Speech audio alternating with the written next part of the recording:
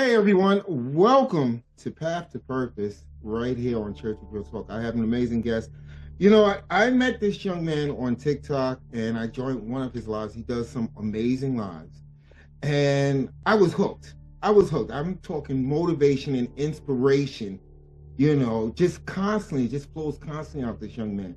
But you know what? I'm talking too much. Chris, why don't you go ahead and introduce yourself to the Church of Real Talk family? All right. Hello, church family. Thank you for having me. I am honored.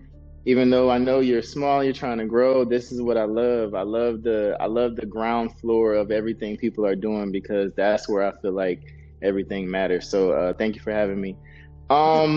Just a quick introduction. My name is Chris Cooke. I am just an ordinary man doing extraordinary things, I feel like. I'm just willing to put in that extra work. That's all it is. I'm no different than the next person. I'm just willing to take that extra step.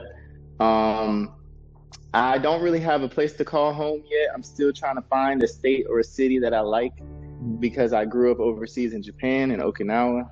My dad was a Marine. I spent majority of my adolescence over there. I went over there at 10 years old, and I didn't leave till I was 19. So yeah. Um, After Japan, I went to the military. I was in the Navy. Served 5 years in the Navy. I was stationed in Hawaii, in Pearl Harbor. Yep, I was on a cruiser, small ship.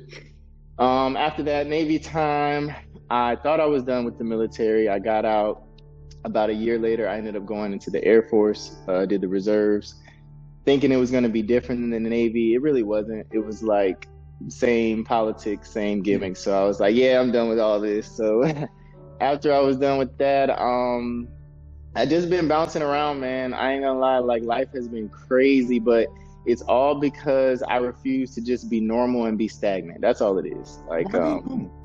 Why be normal? And thank you for your service. I actually served. That's why I had the shock look when you said the Navy and the Air Force is basically the same, and then you clarified that. But thank you for your service. Um, let me ask a follow-up question before I start rambling on. How do you think the military shaped Chris Cooke into the person that he is today? okay, I would say there's two parts to that. I would say as a child, I didn't realize it was doing it.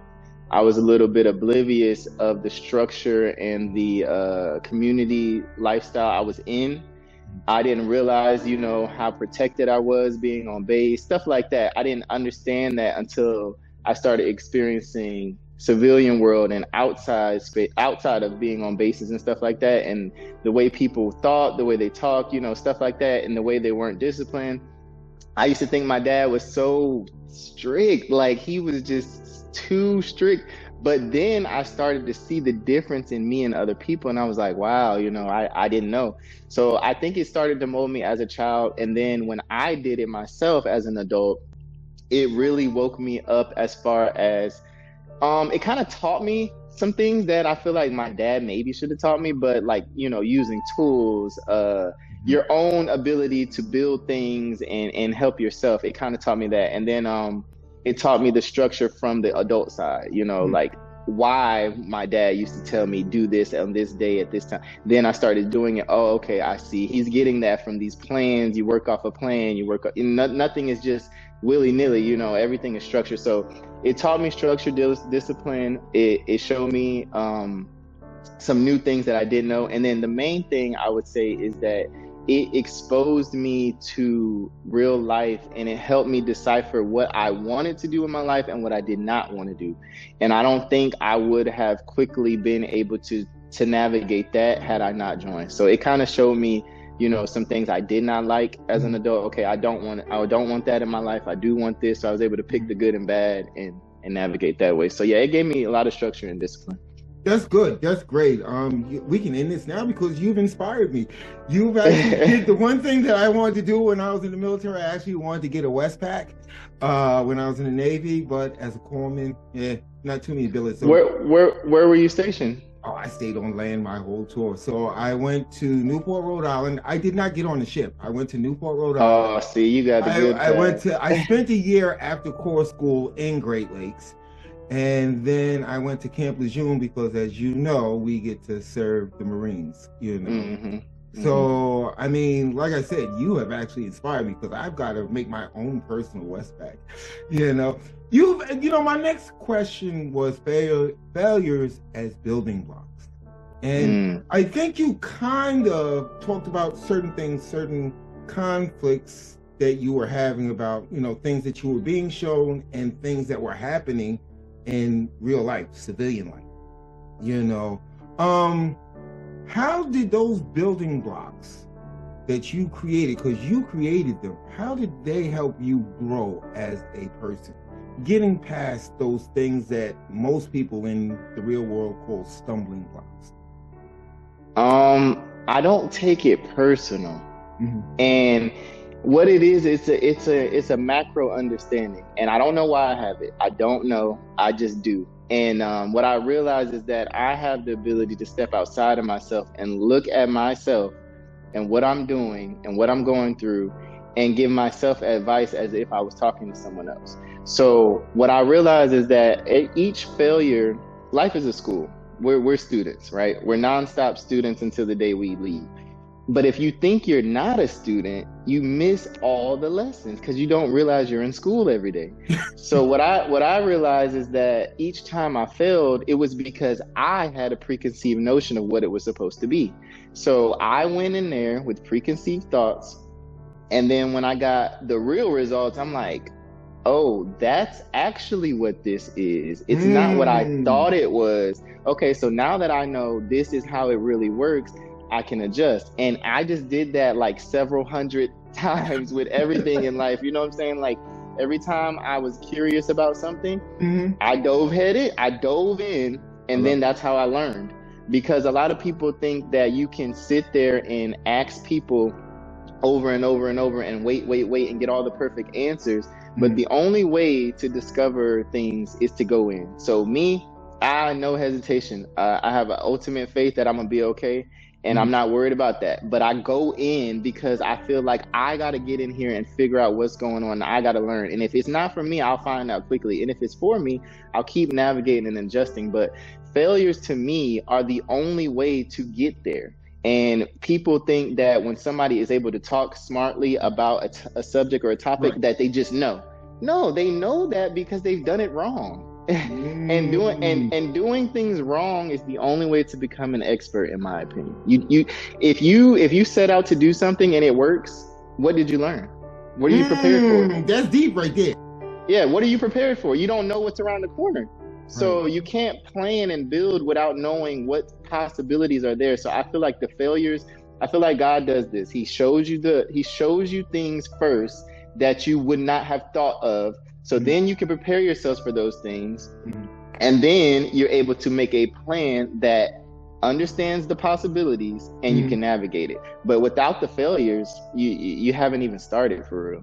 I love that. I love that. Now, before we go to break, you're working on a couple of projects. I got to stop right there.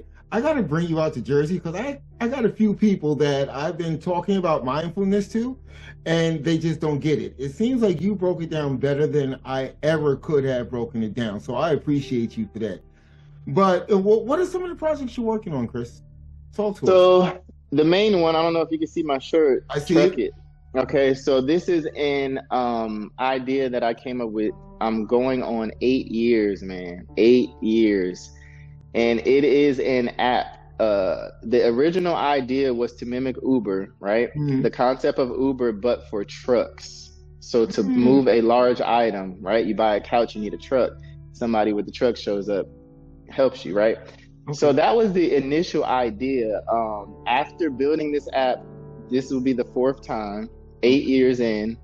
It has morphed into the initial concept is still there, but it has kind of morphed into a social thing now. So when I release this next version, you will be able to basically sell items in there like a marketplace, Okay. right? And you can also make a delivery request, but both of these will be in the form of a social post. Mm. So Ah, I you can like that. post socially, like for sale, and people can click that and see everything for sale around them. Then Okay. you can post a delivery, and drivers can contact you. You can hire drivers. It's dope, man. It's gonna I be think it nice. is. Are you going to release this nationwide?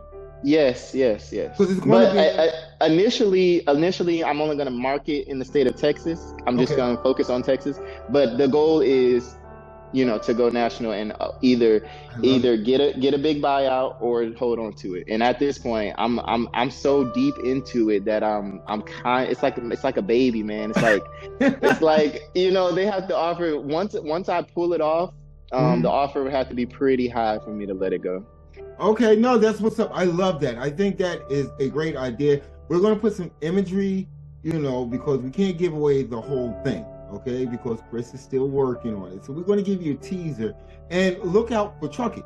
We're Yes. going to take a break right now, Chris, and then we're going to talk about something that I'm sure you knew I was going to talk about, your motivational speaker journey. How's that sound? Yes, sounds good. Okay, let's go. Got coffee? Drink it.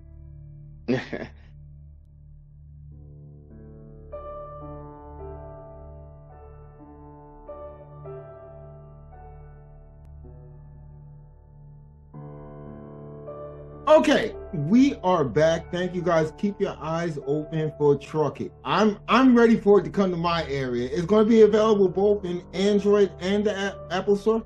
Yes, sir. Yes, Okay, sir. there you go. There you go. So And you got and it. and I'm gonna have the web form so you can do it. If you don't want to download the app, you can do it from your browser. I love that. I love that. Now, you are a motivational speaker. I think that's how I first got wind of Chris Cooke. Yep. I joined a couple of your lives. I creeped in a few times, so what you were saying, I was like, I gotta get this brother to speak to these people about what he's doing. But when we find purpose, and this is called Path to Purpose, sometimes we are surrounded by chaos. Okay, sometimes in fact, I find that the universe or your high power, whichever you choose to believe in, much respect. Okay, I find that as we get closer to our goals, it seems like chaos just appears. In your take, I understand it. I think it's part of the growth process. But how do you look at that when, you're right there at the very brink of doing something great, and then all this extra chaos just comes in? So that's by design because how do I put this? It's like that because okay, so there's 2 points I can make with that. Number one, in the world, right? Have you ever seen a coin with one side? No, And sir. if you try to shave off one side, what will happen? It will always be there, or you'll put a hole in it. You're gonna have one or the other. You cannot have anything without two poles, without a positive and a negative. So anything in the world that exists, there's an opposite. Point blank, period. So if you see someone doing something great, there's someone somewhere doing an equivalent level of negative somewhere. You get what I'm saying? I love it. So when you have a dream, and the bigger your dream, the more chaos, because there's an opposite, there's a poles. So the more you're trying to do and the more you're trying to help, the more you have to navigate through. And so as long as you understand that these navigations and these obstacles are just part of your game because you asked for the big prize at the end, so you have more obstacles. As long as you understand that, don't take it personal, it's fine. But when you take it personal, why me, you forgot what you asked for. You're the one who asked for a dream or goal. You're the one who asked for this amount of money. You're the one who asked for these people to look at you like this. You're the one who has to go through these obstacles. So it's not that it's there to stop you. What it's there to do is to check you. It's a balance check because everyone can't go. So if you don't deserve it, these distractions will stop you. You will stop. But if you really want it, you will go past them, and then you deserve everything you get. So what people don't understand is stop taking stuff personal.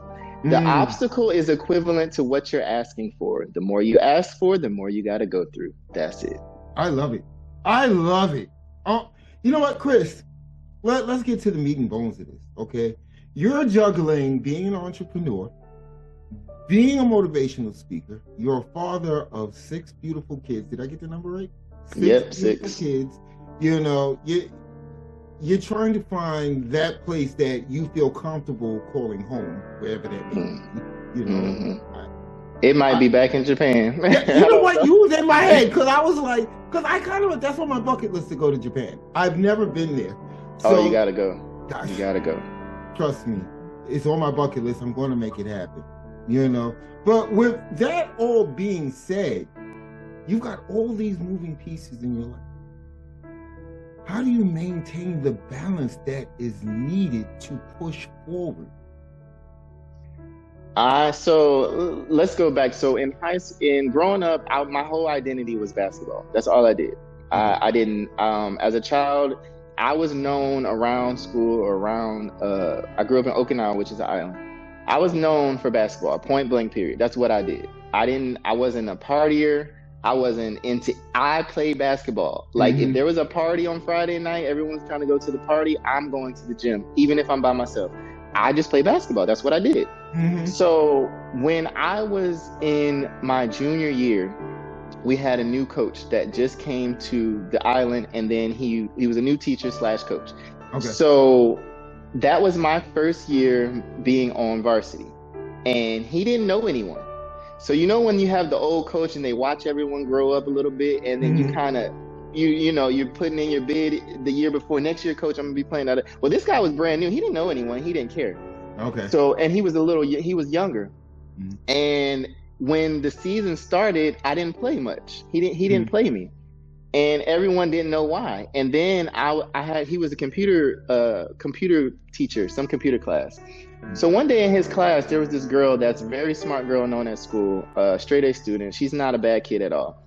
And we were taking a test or something. We said something to each other. I don't know. I was a good kid too. I got good grades in school. And he thought we cheated on the test or whatever he thought. For whatever reason, I can't remember the details because it was a while ago. Well, she starts crying. I started laughing because I thought he was joking because we didn't. And he told me that he did a Coach Carter thing to me. I couldn't play. I couldn't practice. Yeah, I had to do 1,000 laps, 1,000 push-ups, all this crazy stuff. And, it was really trying to me because it almost made me not even want to play, but I would have no reason for being at school if I did not play basketball. Literally, my whole life would be crushed. So he had one of the boys on the team's sister sit at practice, and while they would practice, she would run the clock and record what I was doing every day. So the whole time, 2 or 3 hours they're practicing, I had to do laps, push-ups, suicides, and something else in order just to practice it, let alone play again. And it was like a crazy number I had to do. So when this happened, I was like, I'm like, what? Is he serious? Like, I really felt like I was on Coach Carter. And I was doing it. The numbers just seemed unreachable. I was just like, how in the world? Like, I'm never going to play. So eventually, it was kind of like a Coach Carter moment. I don't know if I asked or one of my teammates asked, but somehow it was like, can they help me? Like, can they do some of it and help me? Oh, so it was like, I did like 80% of it. And a couple of other guys didn't like him and had quit the team. Fast forward, I say all this to say this. This is part of the test. I didn't quit because my identity was basketball. And when I worked through all of that with him, this was the beginning of the season. As the season started to go on, he started to play me. Then I started starting. Then I was the starter like I should have been. And then we won the championship. We won the Far East Championship that year. And all I kept thinking about was, had he convinced me, my whole identity, my whole dream is basketball, had he had convinced me with these difficulties to not play, we would have never won a championship. Not only would I not have started, we wouldn't have won.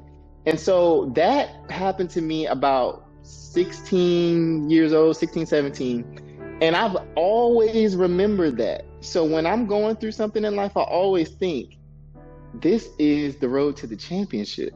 Wow. So, so when I go through obstacles and difficulties, I might bring it on because the more I navigate through them, I'm getting to the championship when I'm done. I don't let nothing bother me, man. I don't let nothing bother me. You are a true student of life because many people, as some of your teammates actually did, would have quit. Yeah. And I think it's something, the resilience that's built into you. Okay. Yeah. I'm not being rude here, but I think it's the resilience that's built into you where you take these lessons. I'm a firm believer that everything happens on purpose. So As we've gone through this interview, you said it took you a while to understand why dad was so strict. And then as you got older, you started to understand it. I'm quite sure when that incident happened with your coach slash teacher, you know, you was like, you know, this isn't fair. This isn't fair. And many people, when they come up against those roadblocks where they feel they're being treated unfairly or unjustly, they kind of throw in the towel. Yeah. You know, and I think your message to people is, if it's something that you're passionate about, if it's something that resides within you, you've got to stick it through until the end. Would you agree with that? Yes. See, we have visions given to us by God of what we want, what we're supposed to be, but we don't have the vision of the middle. We don't know what it means to get there. We just know that we just see what we want, and we don't understand what we might be asking to go through to get it. And so I'm a firm believer that I'm a no nonsense person, no nonsense. So to me, if I make a decision, it's a decision. So if I decide I'm about to step into something, I'm committed day one. I don't know what the middle looks like, but I'm already committed. So when the obstacles and the challenges come, I can't change my mind, because then I would lose respect for myself, because I committed already. Can you say that again? I have to respect myself. I don't care what you think, but if I told myself I'm going to do it, and then now because this little incident is in the way, I'm changing, to me, that's weak. I'm going to tell myself, you're being weak. You said you wanted this. You're going to let one little day of pain, you're going to let 1 year of pain, 10 years of pain. I don't care how long it is. And, you know, people look at me and think I'm young. I am young, but I'm not as young as I look. And they're like, whoa, I thought you were, you know, whatever they think. And I'm telling them, I'm like, because I don't live a stressful life. I do things that, this is what I mean by that. I live a very stressful life, but I don't take it in as stress. Get what I'm saying? Stress is there. Stress is necessary. Stress is necessary, but it's how you receive it. I refuse to be driven to the ground by life. I just don't think that's the point of it. I think that I am in control of what I'm experiencing. And yeah, it might look bad from the outside, but if I take it in internally and say that was just a lesson, I'm not worried about it, and I literally am at peace with it, then you don't age. You don't feel, I don't feel like I'm aging. You know what I'm saying? I don't feel like I'm aging. And the only thing that's happening is time is passing. I got a little hair on my face, but other than that, if I was to show you my senior picture, I look the same. I look the same. This was like 20 years ago. So yeah, you know, I just look at everything as part of what I'm asking for. That's all. So if I ask for something, either I understand what it comes with or I don't, and I'm about to learn, but that doesn't change what I wanted. That is deep. That again, you just giving me so much deep stuff today. I'm feeling good. I don't even need coffee anymore. But with that being said, I think we've kind of segued into my next question. One thing that I noticed on your live broadcast, by the way, I'm going to put the TikTok link below. Go ahead and follow this brother. Go ahead. Yes. Part of his motivational concepts here. What I notice is that there's a lot of love and understanding. It may not be painted as love and understanding, but I think that you show love and understanding to your fellow human being, because we're all spinning around on this thing together. You know, if someone would ask you what your purpose is as a motivational speaker, because we know what your purpose is with trucking. I'm going to keep on plugging it. As a motivational speaker, how would you describe your purpose bundled in with love and understanding?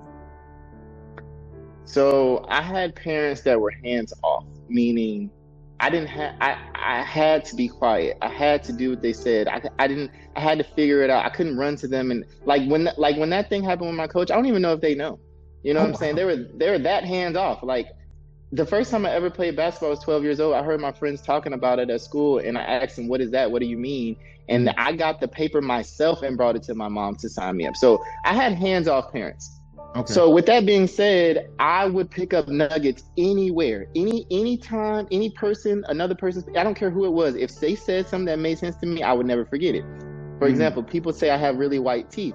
Mm-hmm. Well, I remember in middle school, there was we had an event in the auditorium, and a dentist came with like the big fake teeth, and he demonstrated how you're supposed to brush your teeth. From that day forward, I brushed my teeth like that.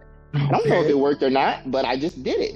So Mm-hmm. I say that to say this. One time I heard someone, I have no clue where I heard this at, but they said the goal of life, or the goal of a Christian, which I don't claim to be a Christian, but I still pick up nuggets. Mm-hmm. So somebody said this message, and I'll never forget it. They said, we are supposed to be Jesus like.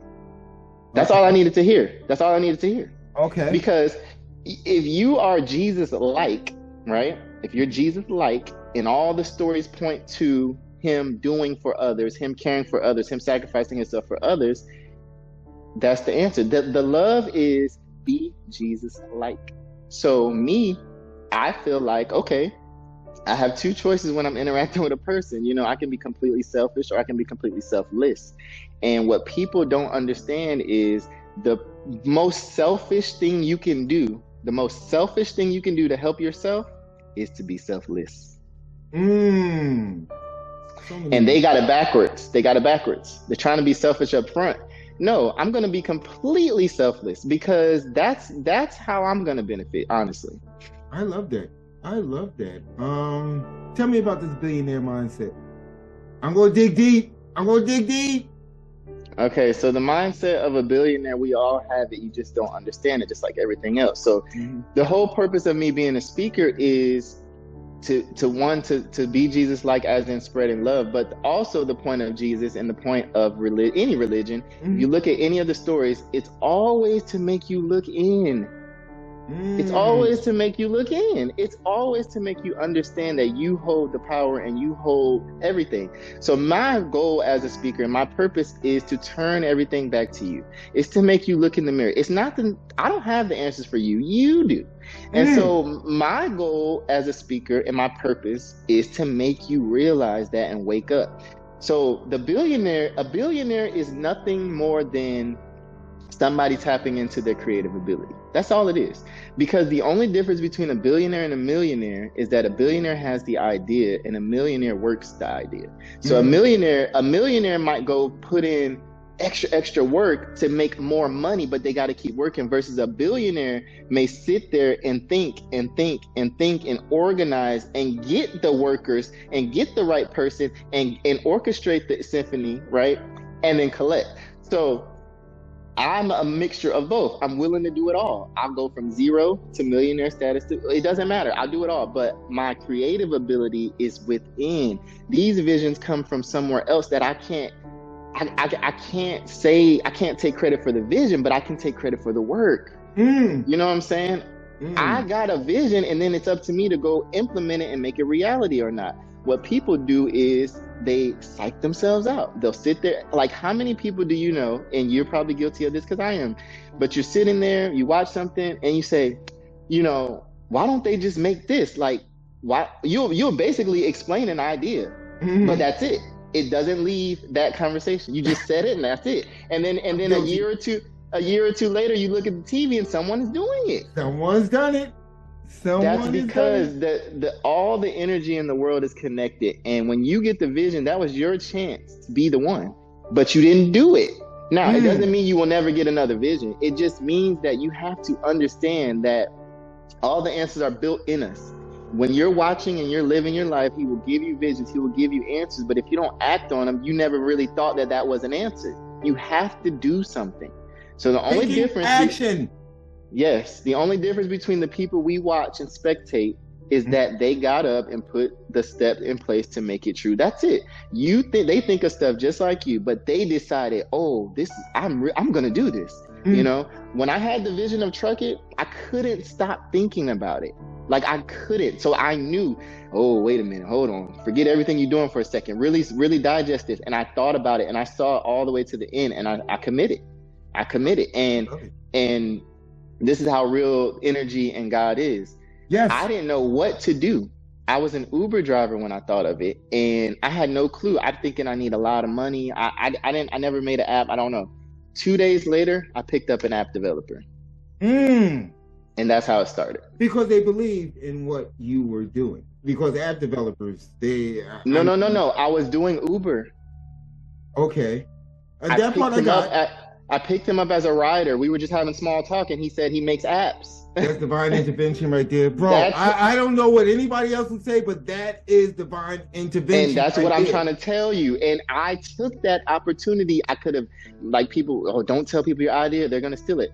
I'm not worried about that. When he told me he makes apps, I looked at him, thank you, God. Thank you. Because I didn't know what to do. I didn't know what to do next. Right. He put them right in my car. There you go. And I think many people need to realize that. One thing is you're never given more than what you can handle. That's something that we put into our heads. Yep. And your higher power, if you believe in the universe, it wants this thing to happen. And if you don't take action, I have found this out many times in my life, just as you've outlined. You don't take the steps, you don't take the action, that idea has to live. That idea has to live. So it will be given to somebody else who is willing to take the action. Maybe Yep. you're lucky, circle back around and give you something else to work on. Maybe you'll take heed to the lesson. But the divine intervention, putting people, places, and things right in front of you. Just when you think, well, how am I going to do this? As long as you're taking action and working towards it, your higher power will definitely bless you with what is needed. Yeah. Oh my goodness. And simply making the decision, you're gonna do it. See, Right. I didn't know what the steps were. I didn't care. I saw the end, and I decided in my head, I'm doing it. So the answers start to come. What people are looking for are the answers before they decide. There's no answers if you haven't decided. The next step can't reveal itself if you haven't decided. That is too deep. I know you got things to do. You're a busy man, and I want to talk to you all day. But this is Path to Purpose, and you are a motivational speaker. If you can briefly summarize, like an elevator pitch, what you would tell to the audience that will encapsulate what you have learned through the years and that you can pass on to them as a nugget, as a gem, as a jewel, what would you say to these people? I would say, we have a saying in my house between me and my wife, and that is, the answer is always here, never there. And that means that stop looking for validation from other people. Stop looking for answers for other people for your life. I always have this metaphor of The Price is Right, right? They call the person up, they go crazy for The Price is Right, and then they show them the stuff, and they keep looking at the crowd, and they're yelling at them, telling them what to pick. Who's playing? You or them? You or them. Don't do that. It's your life. When you're selected, you look and you pick. Don't look for no one else to tell you what to pick. Let them play when they get selected. Okay? So my nugget is, look inside. If you are a parent, you have all the answers. When you look at that little person, it shows you and it is telling you everything about yourself if you're willing to learn it. If you're willing to listen, if you're willing to watch, you have this little creature is beyond a mirror. This little creature mimics back to you what you're doing. So it's teaching you about yourself. All you got to do is listen and look. And your goal in life is to go collect as many nuggets as possible in your journey, pass those nuggets to your children, and then they can start where you ended, and then they can repeat. They can go collect more nuggets, and that's how we grow humanity. That's what every generation, even if you don't go directly to your child, just humanity in general. All right, so take this acronym with you. Always focus on today. And today stands for thank God that it's today. Open your eyes and see what's in front of you. Don't let the lack of resources be an excuse. Act like the decisions you make don't involve money. And remember, yearning is not earning. Just because you want something, you need to go get it. So if you live by that mantra every day, today, thank God it's today. Open your eyes and see what's in front of you. Don't let the lack of resources be an excuse. Act like the decisions you make don't require money. And remember, yearning is not earning. You will be unstoppable. Wow. Wow, that was a lot. I'm going to adapt that into my life. You know what? We've talked about a lot today, and I think you've not only inspired me to stay steadfast on my path to purpose, but I think you've inspired a lot of other people. You know, I'm excited for Truck It. Okay, I'm definitely excited for that. I'm definitely excited for once you go on tour. I want tickets once you go on tour, because I know within a few months you'll be out there doing the motivational thing and sharing the love and understanding with the masses. So I want you to come back on at, once you get Truck It finished, or, once you start your motivational speaking journey,